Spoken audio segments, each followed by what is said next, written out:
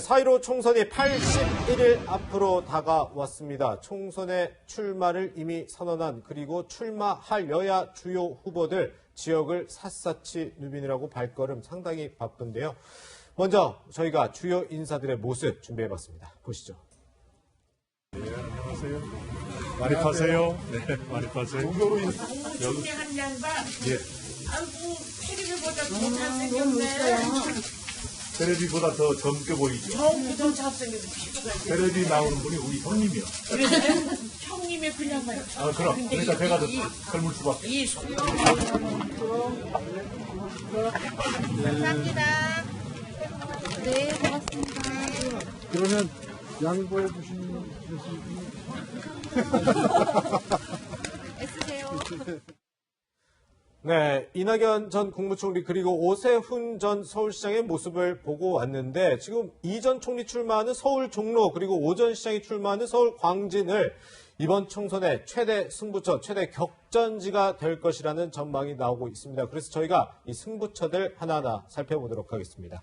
먼저 이낙연 전 총리가 출마하는 서울 종로 얘기부터 해봐야 될 것 같은데 물론 이 전 총리 아직 예비후보 등록은 안 했지만 출마 기정사실화돼 있어요. 그런데 이 전 총리 향후 대권 주자로도 상당히 지금 각광을 받고 있는데 한국당에서 대항마가 누가 될 거냐 이 부분이 상당히 주목되는데요. 그러니까요. 아직까지 떠오르는 분은 없어요. 사실은 이제 황교안 대표가 나올 거냐 하는 게 첫 번째 이슈죠, 사실은. 그렇죠. 예. 그게 이제 어떻게 되느냐, 가닥이 어떻게 잡는데 황교안 대표는 아직까지는 본인의 의사를 명확하게 밝히지 않고 계십니다. 네. 비례대표도 가능성을 열어놓고 있는 상황이어서 예, 앞으로 예. 나갈지 모르겠는데 분위기상으로 보면 김무성 지금 그 전 대표 같은 경우도 아시는 것처럼 공개적으로 얘기를 하셨잖아요. 예, 예. 황교안 대표라고 찍어서 얘기는 안 하셨지만 그렇죠, 예. 나가야 된다. 네, 그리고 이렇게 아무도 안 나가려고 하는 것을 보면서 이게 좀 국민들한테 설득이 가능하겠냐 이런 얘기를 하셨는데 네네. 일단 중요한 것은 이낙연 총리가 갖고 있는 지지율이라든지 대권 후보로서 지지율도 지금 가장 앞장서 있는 거 아니겠습니까? 네. 그리고 이미지나 인지도 면에서도 타 후보를 앞장서는 그런 부분이에요. 그러다 네. 보니 아마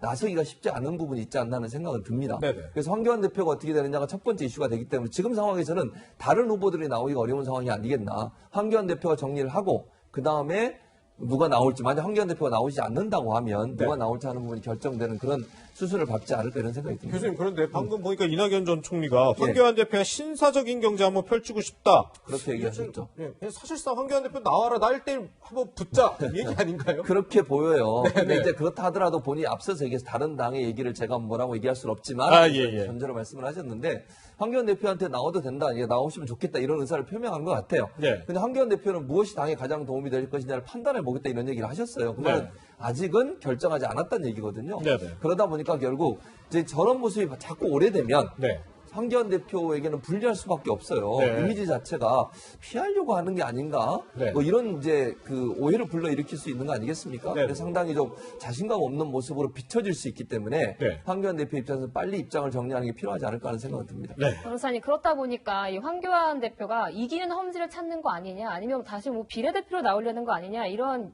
추측들이 나오고 있는데 황교안 대표 왜 확답을 주지 않는 거죠? 왜냐하면은 이게 본인뿐만 아니라 당에도 부담이 되는 게 뭐냐면은 지금 이낙연 총리의 어떤 대선 주자로서의 지지율이 황교안 총리보다 훨씬 높은 상황이란 말이에요. 그다음에 네. 황교안 총리가 정치 초보라면은 이낙연 총리는 정치판에 굉장히 오래 있었던 대선배란 말이에요. 네. 그다음에 만약에 그 어떤 정권의 중반기 이렇게 총선을 할 때는 정권 심판론으로 그 선거를 치른다면 야당에 유리한데 이게 2012년 총선처럼 무슨 차기 대선 주자 간의 다툼으로 보이면은 또 이게 야당에 불리할 수도 있단 말이에요. 이게 네. 종로에서 이낙연 총리하고 그다음에 황교안 대표가 붙는다면 이게 차기 대선 주자 간의 다툼으로 보이기 때문에 황교안 전 총리도 지금 지지율로 볼 때 불리하고 당으로서도 부담을 가질 수밖에 없거든요.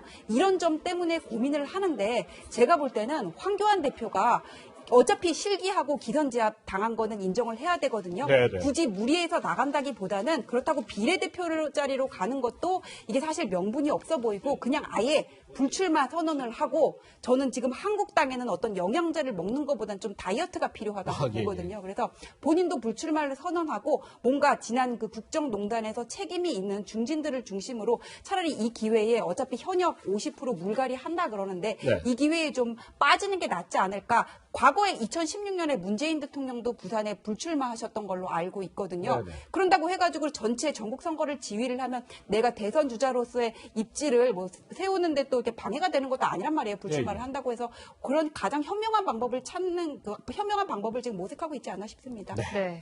이렇게 서울 종로 얘기해봤는데 또 한 곳 오세훈 전 서울시장이 자유한국당 예비후보로 일찌감치 등록을 한 뒤에 뛰고 있는 서울 광진을 소식도 좀 살펴봐야 될 것 같은데 변호사님 이게 오세훈 전 시장이 지금 뛰고 있는 서울 광진은 사실 자유한국당한테 그렇게 만만치 않은 지역 아닙니까? 여기 광진을이 한국당 의원이 당선된 적이 거의 없다고 그래요. 제가 알기로는 최근에요? 한 번뿐인 걸로 아, 알고 그래요? 있거든요. 예. 그리고 추미애 의원이 여기서 5선을 하셨단 말이에요. 현직이잖아요. 지금 네, 추미애 의원 기원하고 지금 있고요. 현직이시고 네. 그래서 여기가 쉽지 않을 건데 오세훈 의원이 이제 여기 가가지고는 몇 달 전부터 밑바닥부터 이제 막 털을 닦고 있다고 하는데 네네. 오세훈 의원은 어디까지나 뭐 야권의 대권 시장이요. 주자란 말이에요. 대권 주자란 네네. 말이에요. 잠재적인 대권 주자기 때문에 민주당으로서도 대항마로 누구를 출마시킬 것인지 상당히 고민을 할 수밖에 없을 것 같아요. 예, 그래서 예. 최근에 여기를 여론조사를 돌렸다고 하는데 뭐 이광재 전 지사라든지 임종석 전 실장이라고 돌렸는데 여기 광진을 지역이 호남 출신 분들이 많다고 하거든요. 아, 그래서 그렇군요. 아무래도 그 같은 호남 출신의 임종석 전 실장이 좀 유리한 걸로 나왔다고 해요. 그래서 네. 최근에 뭐 민주당 쪽에서 이 임종석 전 실장한테 뭐 러브콜을 보낸 것도 이런 취지에서 나온 게 아닌가 지금 그렇게 싶습니다. 네. 네, 뭐 오세훈 전 시장 대항마로 방금 이제 변호사님이 말씀해주신 분들이 계셨는데 네. 교수님은 어떤 분이 좀 유력할 걸로 보시는지요? 지금 현재로는 뭐 임종석 실장은 전 실장 어떻게 될지 아직 모르는 상황이고요. 그렇죠. 당에서는 지금 계속 나왔으면 하는 러브콜을 계속 보내고 있습니다. 공개적으로 하고 있죠. 공개적으로 하고 네, 있죠. 네. 왜냐하면 사실은 임종석 전 실장이 국민적 인지도란 이런 부분이 높고 비서실장을 하셨기 때문에 네. 무게감이나 이런 면에 있어서는 지금 그 광진을에 출마하면 가장 좋은 어떤 대결 구도가 될 것 같아요. 오세훈 네. 전 시장도 그렇고 그러다 보니 광진을 같은 경우에는 이제 대대적으로 추미애 의원이 계속 당선이 돼 왔고 네. 또 35% 정도 인구의 거기에 사시는 분 인구의 35%가 호남 지역 출신이세요. 예. 그러다 보니 임종석 실장이 나오면 유리한 판세가 전개될 가능성이 있습니다. 물론 이제 중요한 건 임종석 실장이 그걸 결정을 해야 되는데 지금 상황까지는 아직까지는 제가 볼 때 결정을 못한 것 같아요. 네. 계속 이제 인터뷰한 내용을 보면 아직은 생각주의 고민중이고 본인은 이미 안 한다고 했다 이렇게 딱 잘라 말하는 걸 보면 네. 결정을 못한 것 같은데 당이 계속 요청을 하면 네. 저는 뭐 재고할 거라고 봅니다. 네. 그랬을 경우에는 오세훈 전 시장과 임종석 전 실장의 대결 구도로 갈 가능성도 있지 않나. 이광재 전 지사는 가더라도 아마 강원도 쪽에 나오지 않으실까 저는 개인적으로 원래 기반이 생각합니다. 있는 예, 곳이에요. 그렇습니다. 그렇군요. 어쨌든 지금 이렇게 서울 광진을 얘기하니 두 분 모두 다 임종석 전 실장에 대해서 상당히 주목을 하고 있는데 그만큼 당에서도 말씀드린 것처럼 공개적으로 러브콜을 보내고 있습니다. 들어보시죠. 임종석 실장과는 간간히 통화를 합니다. 대단히 잘 훈련된 분이시고 매력 있는 분이셔서 도움을 주셨으면 하는 바람을 저도 가지고 있습니다. 농담 진반으로 왜 그렇게 했어? 그런 투정을 제가 한 적이 있습니다. 그래요? 네, 그냥 웃고 그러죠. 네, 이낙연 전 총리가 투정을 할 정도로 지금 러브콜을 보내고 있는데 저희 채널의 취재진이 그래서 좀 민주당에서 공개적인 러브콜을 보낸 뒤에 한번 임 전 실장을 직접 만났습니다. 만났더니 저희 취재진에게 당선 연설 보지 않았냐 이미 해놓은 말이 있기 때문에 점점점 그 말은 뭐 불출마해서 아직까지 생각 변화가 없다는 건데 임 전 실장 좀 어떤 선택을 할지 상당히 주목돼요. 저도 교수님 의견에 동의를 하는 게 결국은 나가시게 될 것 같아요. 왜냐하면 두 달 전에 불출마한다고 본인이 얘기를 하셨잖아요. 그렇죠. 그래놓고 지금 명분이 없으니까 그렇게 얘기를 하고 그때 뭐 종로에 원래 임종석 실장이 출마를 하려고 생각했었던 걸로 제가 알고 있는데 그때 무슨 당에 어떤 섭섭한 게 있었을 수도 있어요. 이건 제 개인적인 생각인데 뭐 그런 것과 해가지고 이제 여론조사 돌려보고 내가 필요하니까 나를 부르는 거야 좀 이런 마음이 들 수도 있을 것 같은데 네. 결국은 임종석 실장이 계속 정치를 하실 분이고 네. 뭐 나중에 뭐 어떤 잠재적인 대권 주자로도 성장하실 수 있는 분이기 때문에 결국은 이 기회를 놓치지는 않을 거라고 봅니다. 네.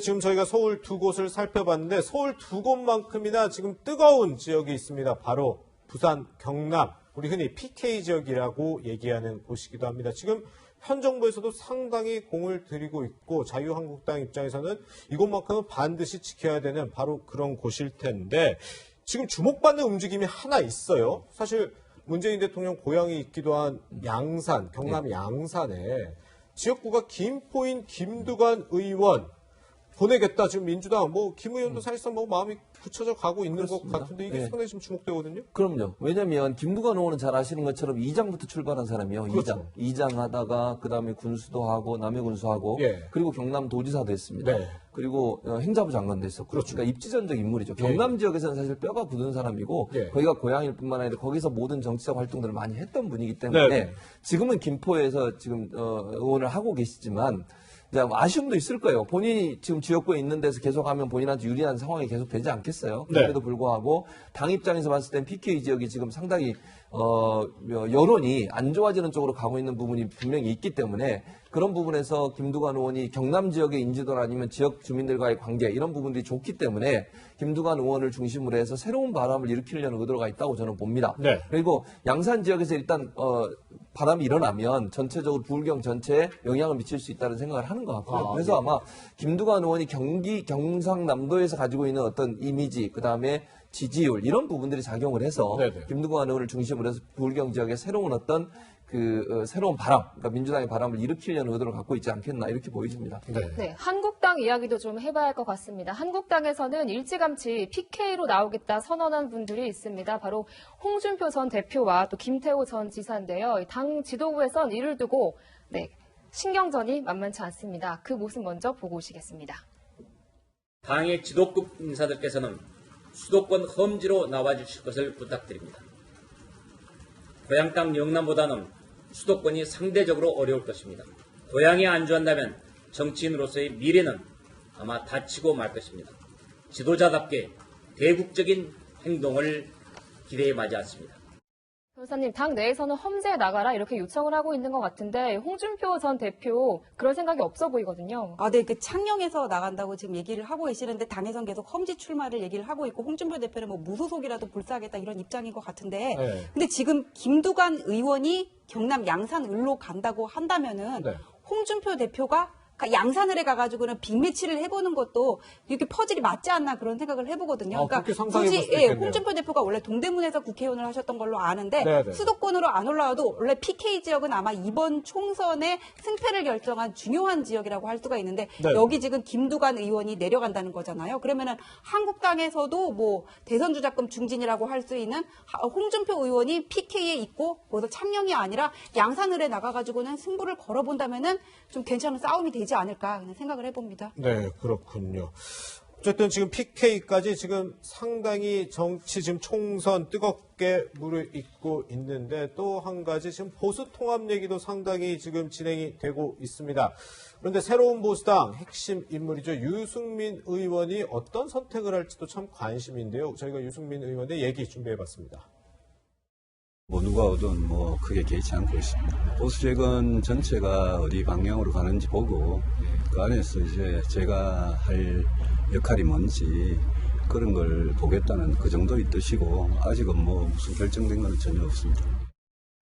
아직 결정된 것은 없다. 그러니까 나 수도권 못 나간다는 얘기는 또 역설적으로 보면 그런 것 같은데 김두관 의원이 수도권에서 경남을 지키게 내려온 것처럼 유승민 의원이 대구에서 수도권을 이기기 위해서 올라올 수 있다. 이렇게도 좀 상상해 볼 수 있지 않을까요? 대구는 사실 보수당 깃발을 꽂으면은 가장 당선이 유력한 지역이기는 하잖아요. 네네. 그러니까 유승민 같이 어떤 잠재적인 대선 주자급 중진이 대구에 가는 것보다는 험지에 출마해가지고는 또 중도층이라든지 청년층한테 인기가 지지를 많이 받고 있는 그런 상황이거든요. 그래서 본인도 이렇게 한국당을 향해가지고는 3대 원칙을 수용해라 그래가지고는 한국당이 어쨌거나 일단 물러난 거잖아요. 당대당 통합으로 한다 그러고 탄핵의 강을 건너자 3대 원칙 받아들인다고 수용을 했고 그러니까 유승민 의원으로서도 뭔가 요구만 할 게 아니라 본인도 뭔가를 내려놔야 된다고 생각을 하거든요. 네네. 그래서 안전한 대구보다는 수도권에 나와가지고 당을 위해 뭔가 하는 모습을 보여줘야지 이게 지지를 받을 수 있지 않을까 싶습니다. 네, 민주당 얘기 조금 더 해보면 일단 아빠 찬스 논란이 있었던 문석균 씨는 불출마 선언을 했습니다. 그런데 보니까 아직까지 김의겸 전 대변인이라든지 전봉주 전 의원들에 대한 논란은 계속 있지 않습니까? 이분들은 어떻게 하실 걸로 보십니까? 이거 제가 볼 때는 공천심사위원회에서 결정을 하겠죠. 공천심사위원회에서 여러 가지를 검토할 겁니다. 문석균 씨는 본인이 스스로 출마를 이제 포기하셨죠. 네. 안타까움이 있습니다만 어쨌든 청년 세대나 젊은 세대를 볼 때는 본인이 물론 그 아빠 찬스를 쓰지 않겠다고 얘기했음에도 불구하고 본인의 아버지가 의원을 하셨 사시는 지역구에 또 아들이 나가서 당선된다면 여러 가지 논란이 될 수 있기 때문에 부담이 됐던 것 같고요. 네. 그런 부분을 본인이 이제 선택을 하시고 선당 우사의 모습을 보여줬습니다. 네. 나머지 두 분은 뭐 본인들 의사는 제가 볼 때 계속 출마를 하고 싶어 하시는 것 같아요. 네네. 그렇다 하더라도 어쨌든 당이 공천 심사 과정에서 여러 가지를 고려하지 않겠어요? 해야죠. 지금 문석균 씨 케이스뿐만 아니라 네. 이게 그냥 뭐 법적으로 문제가 없더라도 여러 가지 또 총선 전체 판의 문제를 일으킬 수 있는 요소가 있다고 하면 네. 그것도 공천 심사의 대상이 될 수 있다고 저는 봅니다. 예. 그런 차원에서 본다고 하면 이제 두 분에 대한 것도 공천심사위원회에서 결정을 잘 할 거라고 저는 보고 예. 지금 김의겸 전 대변인 같은 경우는 잘 아시면 두 번이나 지금 추가적으로 자료를 요구한 상태예요. 네네. 그렇기 때문에 우리가 걱정하는 것을 공천관리심사위원회에서도 충분히 고려할 거다 그렇게 보여집니다. 네. 네, 총선 석 달도 남지 않았습니다. 이번 총선에서 주목할 만한 여야 격전지 분석해봤습니다. 두 분간 여기서 인사드리겠습니다. 고맙습니다.